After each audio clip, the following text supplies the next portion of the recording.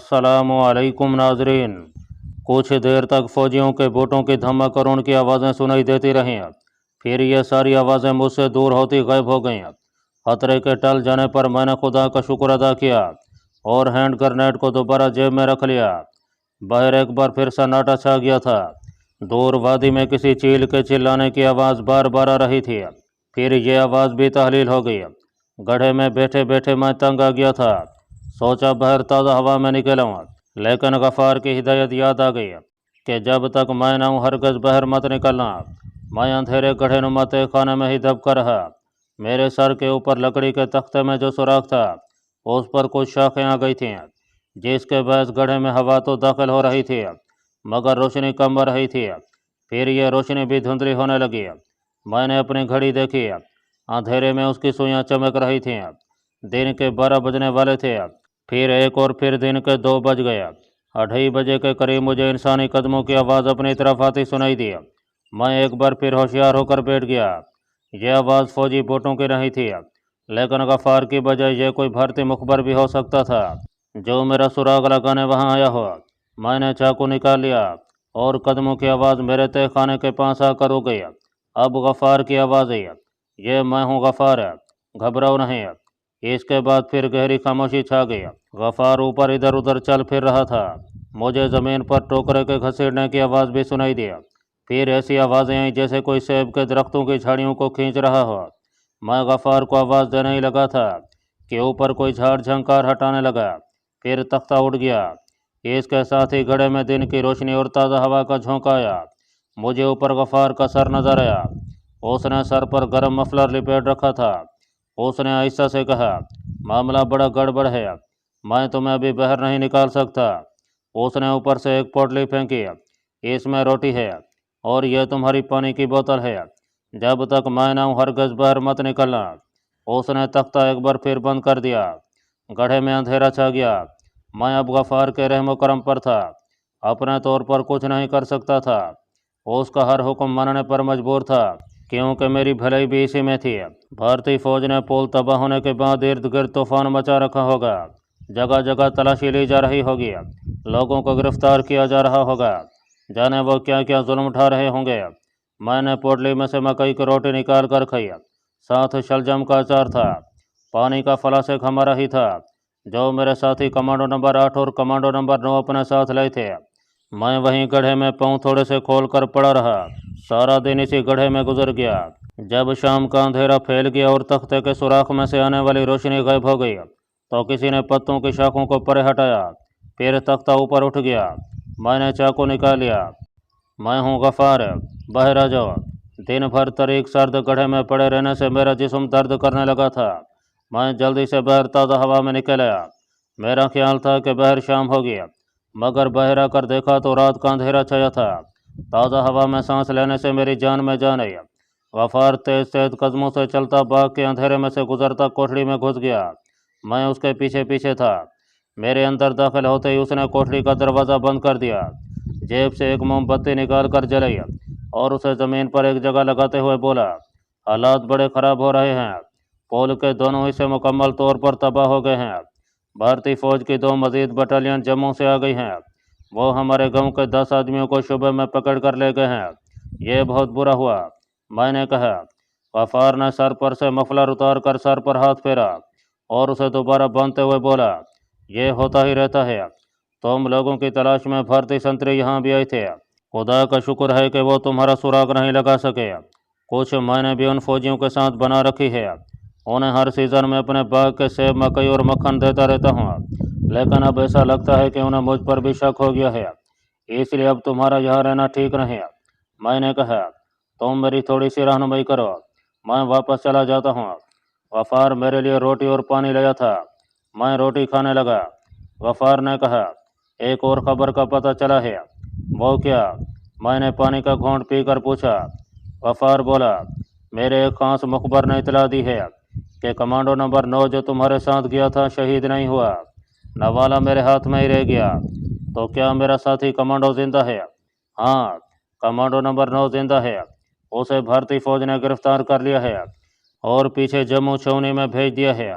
मेरी आंखों के सामने चमकीली आंखों और खचखची दाढ़ी वाले जियाले पाकिस्तानी सरफरोश कमांडो की शक्ल घूम गई। न जाने भर्ती उसे क्या क्या जीतें देंगे, कैसी कैसी जिस्मानी अकोबत पहुंचाएंगे। क्या मैं उसकी मदद कर सकता हूं? हाँ, मुझे उसकी मदद करनी चाहिए। मैंने गफ्फार से कहा, क्या तुम्हारी इतला पक्की है? इससे पहले मेरे मुखबर की दी हुई कोई इतला झूठी नहीं निकली। मेरा यह मुखबर ऊपर बटालियन के मेस में खान सामा है। उसने अपने कानों से एक डोगरा अफसर को कमांडो नंबर 9 के बारे में बात करते सुना है। मैं खामोशी से रोटी खाने लगा। गफ्फार इस दौरान 2 बार उठकर बाहर जायजा लेने गया। मैं रोटी खा चुका तो उसने कहा, मेरे बेटे, तुम अपना मिशन मुकम्मल कर चुके हो। वैसे भी अब तुम्हें यहाँ नहीं रुकना चाहिए। भारतीय फौज के आदमी चप्पे चप्पे पर शिकारी कुत्तों की तरह तुम्हारी बो सूंघते फिर रहे हैं। उन्हें 2 सिपाहियों की लाशें भी मिल गई हैं, जिन्हें तुम लोगों ने सड़क के ऊपर झाड़ियों में हलाक किया था। उनको यकीन है कि पाकिस्तानी कमांडो का एक साथी इसी जगह कहीं छुपा हुआ है। सारे रास्ते उन्होंने ब्लॉक कर दिए हैं। फिर भी मैं तुम्हें यहाँ से किसी न किसी तरह निकाल दूंगा। मैं सोच रहा था कि एक बार फिर अपनी ताम्र ज़बान की महारत, शान सिकरत के इल्म और हिंदी देवमाला से गहरी वाकफियत और विदों के श्लोकों को आजमाने का वक्त आ गया था। यह वो काम था जो कोई दूसरा कमांडो नहीं कर सकता था। मैंने गफ्फार से पूछा, गफ्फार, क्या तुम मुझे यहाँ कुछ चीज़ें ला कर दे सकते हो?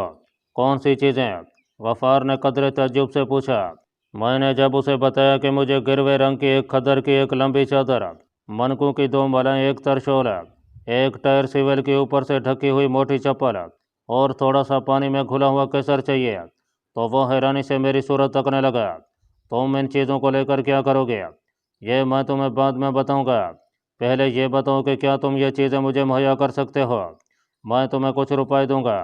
गफ्फार बोला, गिरवा खद्दर तो जितना चाहोगे मिल जाएगा।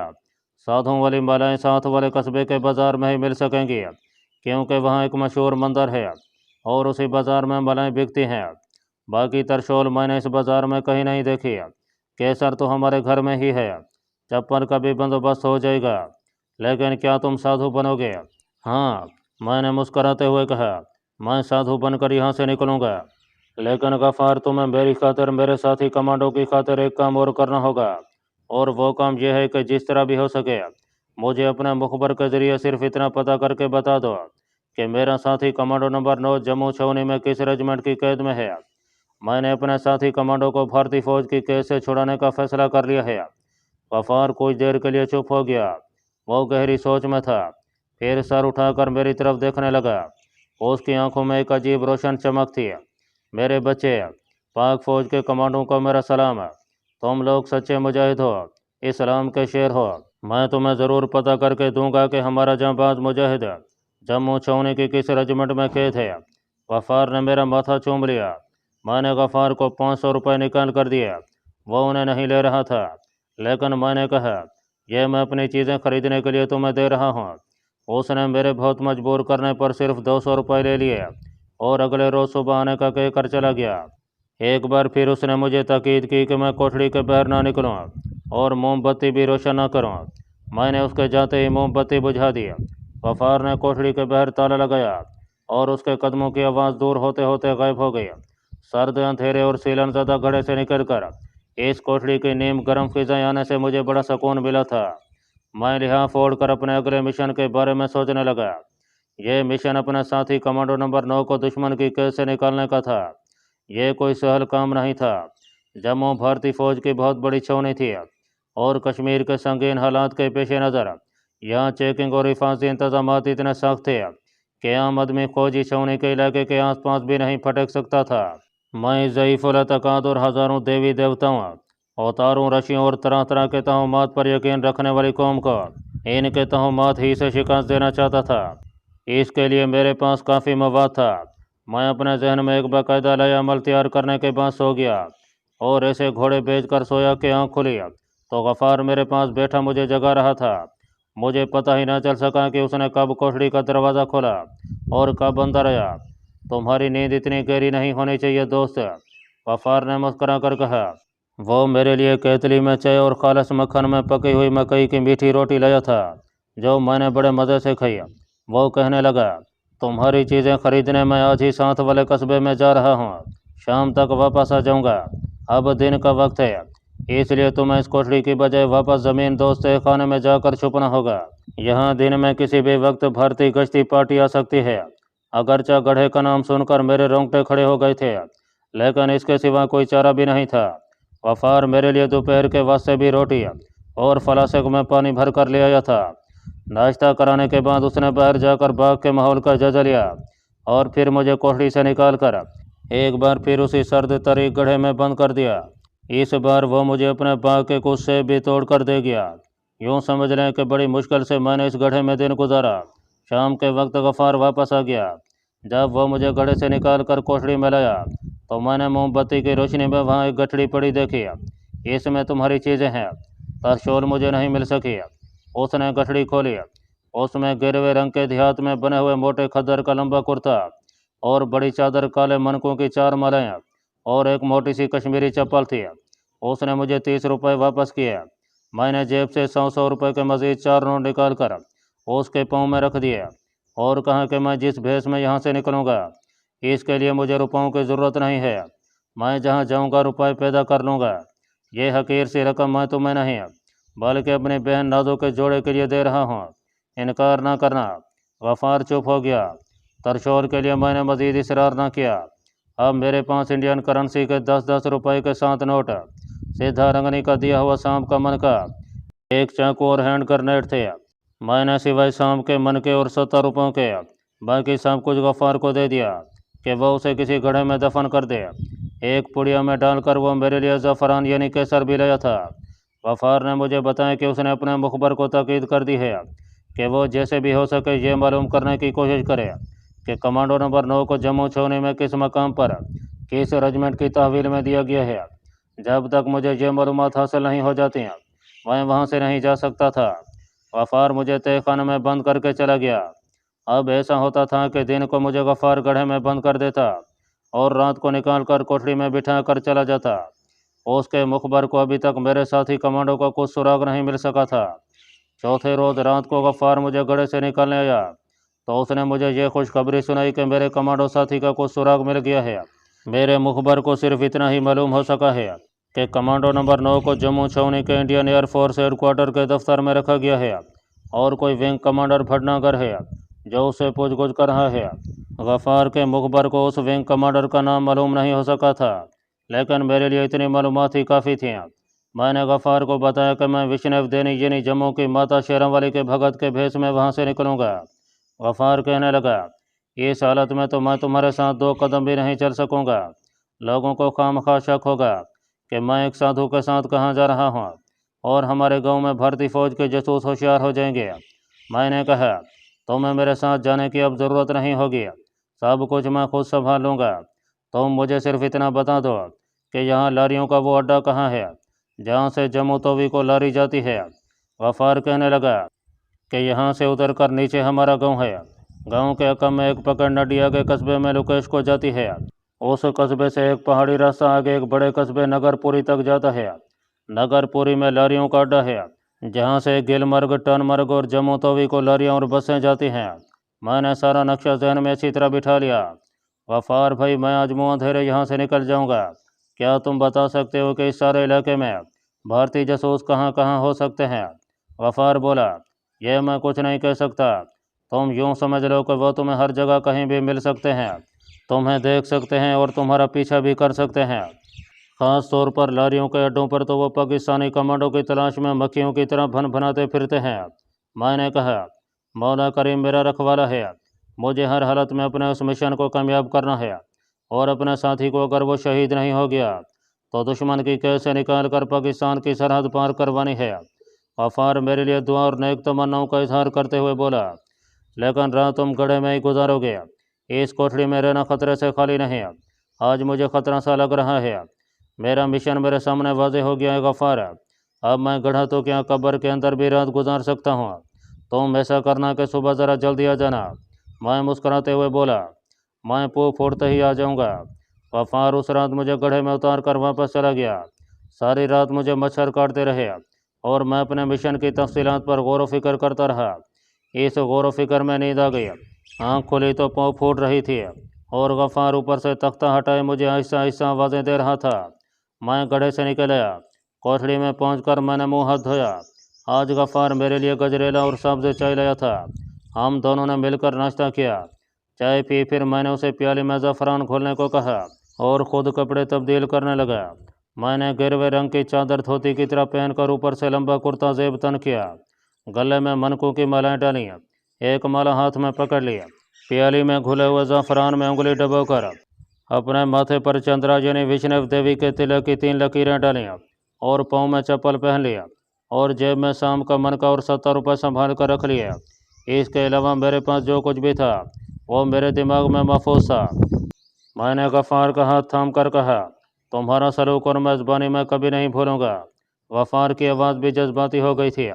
कहने लगा, मेरे बच्चे, यह तो मैंने अपना दीनी फ़र्ज़ अदा किया है। हम तो उस दिन का इंतज़ार कर रहे हैं जब कश्मीर की हर इमारत, हर छावनी पर पाकिस्तान का परचम लहरा रहा होगा, इंशाअल्लाह। मैंने गफ्फार का हाथ दबाते हुए कहा। गफ्फार मुझसे बगलगीर हो गया। शिद्दत से उसका बदन कांप रहा था। जब वह मुझसे आखिरी बार हाथ मिलाने लगा तो मैंने उसकी आंखों में आंसू उतरते देखे। उसने दरवाज़ा थोड़ा सा खोल दिया था। मेरे बच्चे, खुदा तुम्हारा हामी और नासिर हो। मैं तुम्हारे लिए 5 वक्त की नमाज़ पढ़कर दुआ करूँगा। पाकिस्तान जाकर वहाँ भाइयों से कहना कि कश्मीर जाग रहा है। वो एक बार फिर मुझसे बगलगीर हो गया। वो बहुत जज्बाती हो रहा था। वो कोठरी में रहा और मैं अल्लाह का नाम लेकर बाहर निकल गया। धूप खूब चमक रही थी, मौसम बहुत खुशगवार था। मैं ढलान उतरा तो गफ्फार के छोटे से गाँव की छतें नजर आने लगीं। कई छतों पर सुर्ख सुर्ख मिर्चें सुखाने को डाल दी गई थीं। आसपास वादी में सकून छा गया था। मैं गफ्फार की हिदायत पर अमल करते हुए गाँव में दाखिल हुए बगैर उसके अकब से होकर निकल गया। एक पगड़ नदी पहाड़ी ढलान पर नीचे जा रही थी। कहीं कहीं चीड़ और चनार के दरख्त उगे हुए थे। मैं बड़े एतमाद के साथ कदम बढ़ाता जा रहा था। माथे पर तिलक लगाया था, हाथ में विष्णु देवी की माला थी, मेरी शेव बढ़ाई थी। सोचा कि बड़े कस्बे नगरपुरी में जाकर दाढ़ी मूंछ और सर मुंडवाऊंगा। बाजार में विष्णु माता का भगत के भेष में था, लेकिन अंदर से मैं पूरी तरह चौकन्ना था और तेज गहरी नज़रों से इर्द गिर्द के माहौल का पूरी तरह जायजा लेता जा रहा था। मैं दिल में यह फैसला करके निकला था कि मेरा अंदाज जरहाना होगा, आज जाना नहीं होगा। इससे पहले कि दूसरा मेरे बारे में किसी किस्म के शक व शुबे में पड़े, मैं अपने जलाली तर्ज कलाम से उसकी ज़ईफ़ुल तकादी पर भरपूर हमला कर दूंगा। मुझे खूब मालूम था कि हिंदू लोग जलाली साधुओं से बहुत घबराते हैं और उनके शराब से तो उनकी जान निकलती है। मेरा सिर्फ डॉक्टरी मुआयना ही मुझे मुसलमान साबित कर सकता था, मगर मैंने अज़म कर रखा था कि वो वक्त ही नहीं आने दूंगा। मुझे इस हकीकत का भी इल्म था कि जनूबी हिंद, ख़ास तौर पर तमिलनाडु में विष्णु भगवान के पुजारियों की तादाद लाखों से भी तजावुज़ करती है और वहाँ के लोग विष्णु भगत शेरम वाली विष्णु माता देवी के दर्शनों को अक्सर जम्मू आते रहते हैं। पहाड़ी पगड़ नदी ने मुझे उस छोटी सी कच्ची सड़क पर पहुँचा दिया जो छोटे कस्बे के बीच में से गुजरती थी। यहाँ हिंदू और मुसलमानों की छोटी छोटी देहाती दुकानें थीं। मैं आन बान से गर्दन उठाए बाजार में से गुजर गया। लोगों ने मेरी तरफ कोई ख़ास तवज्जो ना दी, क्योंकि विष्णु देवी के भगत कश्मीर में अक्सर फिरते रहते थे। आगे नगरपुरी का बड़ा कस्बा था। यह कस्बा काफ़ी फैला हुआ था। पहाड़ी ढलानों पर ऊंचे नीचे कितने ही मकान बने हुए थे। सीढ़ियों की तरह के बेशुमार खेत थे जिनमें चरी और मकई की फसल खड़ी थी। बाज़ारों में बड़ी रौनक थी। 2 मस्जिदों के गुंबद और एक मंदिर का कुर्स धूप में चमक रहा था। हजाम की दुकान को देखकर मैं अंदर दाखिल हो गया। एक कश्मीरी मुसलमान गाहक की शेफ बना रहा था। उसने मुझे हिंदू साधु समझकर कोई अहमियत ना दी और अपने गाहक की शेफ बनाता रहा। दुकान में लगी मक्का और मदीना की तस्वीरों को देखकर साफ पता चल गया कि यह हजाम मुसलमान है। मैंने भी माता शेरां वाली का जय कानू बुलाने की ज़रूरत ना समझी, बल्कि नरमी से कहा, बाबा, हम गिलमर्ग की पहाड़ियों में 15 रात्रियों की तपस्या करके आ रहे हैं, हमारा मुँह सर मोड़ दोगे? कश्मीरी हजाम ने कुर्सी पर बैठने का इशारा किया। मैं दीवार के साथ लगी पुरानी कुर्सी पर बैठ गया। यहाँ श्रीनगर का 1-2 रोज़ पहले का एक उर्दू अखबार पड़ा था। मैं उसे उठाकर पढ़ने लगा। बाहर के सफ़े पर एक ही 3 कलमी खबर छपी थी जिसमें लिखा था कि छावनी के पुल को तबाह करने वाले तखरीबकारों की तलाश सरगर्मी से जारी है। इस अखबार ने पाकिस्तानी कमांडो की जगह तखरीबकार लिखा था। शायद यह किसी मुसलमान कश्मीरी का अखबार था। गाहक शेफ बनाकर चला गया तो दुकानदार ने मुझे कुर्सी पर बैठने का इशारा किया। मैं जानबूझकर उससे कोई बात नहीं कर रहा था। वो भी चुप था। मेरा मुँह सर मोड़ने के बाद उसने 2 रुपये तलब किए। میں نے اسے 5 روپے دے کر کہا، یہ لو بابا وشنو بھگت تم سے خوش ہوئے ہیں۔ مسلمان حمام نے 3 روپے میری طرف پھینک کر کہا، مجھے صرف اپنی مزدوری چاہیے۔ میں دل میں بہت خوش ہوا کہ کشمیر کے بیٹوں کی خودداری اور ضمیر زندہ ہے۔ میں نے مسکرا کر 3 روپے اٹھا لیے اور دکان سے نکل کر لاریوں کے اڈے کی طرف آ گیا۔ دور ہی سے لاریوں اور بسوں کے ہارن کی آوازیں مجھے اپنی طرف بلا رہی تھیں۔ بازار میں اڈے کے پاس مجھے ایک ہندو کی دکان نظر آئی، جہاں کپڑا، صابن، تیل اور تھیلے وغیرہ تھے۔ کچھ تھیلے باہر بھی لٹک رہے تھے۔ میں ایک کپڑے کا تھیلا خریدنا چاہتا تھا۔ ہندو دکاندار کے ماتھے پر بھی چندرا یعنی وشنو دیوی کا تلک لگا تھا۔ مجھے دیکھ کر اس نے ہاتھ باندھ لیے۔ پدھاریے مہاراج، کیا سیوا کروں آپ کی؟ میں نے اس پر ایک جلالی نظر ڈالی اور گھور کے پھولدار تھیلے کی طرف اشارہ کر کے روبدار آواز میں کہا، اسے اتار دو لالا، وشنو ماتا کے لیے اس میں سیتا پھل لے کے جائیں گے۔ مہاراج ہندو ڈوگرے نے جھٹ تھیلا اتار کر مجھے پیش کر دیا اور ہاتھ باندھ کر بولا، کوئی اور حکم ہے؟ تھیلا کاندھے سے لٹکا کر میں نے جے ماتا شیراں والی کا نعرہ لگایا اور آگے چل دیا۔ لاریوں کے اڈے پر زیادہ رش نہیں تھا، کیونکہ سردیوں کا موسم شروع ہونے کے باعث پہاڑوں پر آنے والے مسافروں کا سلسلہ رک گیا تھا، اور جو گرمیوں میں آئے تھے وہ جا چکے تھے۔